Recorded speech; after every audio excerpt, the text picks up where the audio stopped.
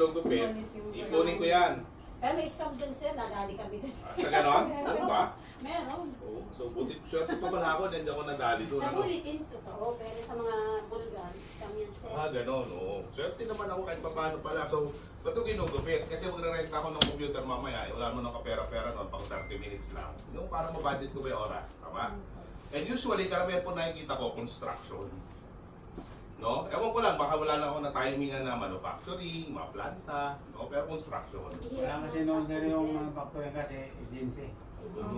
Ganun pala yun. Agency nila Okay. Kaya po karamihan ng safety officers na makikilala ninyo na more than 15 years na usually, nandun sa mga industry na yon yung experience. No? Oil and gas, mining, construction, manufacturing, ganyan. Okay. Ngayon kaya, ano kaya ang industry sa tingin nyo ang kailangan ng safety officer?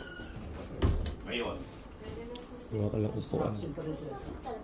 Yung mga yun, yung mga binanggit natin, pasok lahat ulit. Ano pa? Explosive and pyrotechnics. So kasi makita nyo yung mga opportunities pagkatapos sa to. Nung kailan, actually isang gabi, tayo tingnan ko ng mga hiring. Alam nyo kung ano mga nakita ko?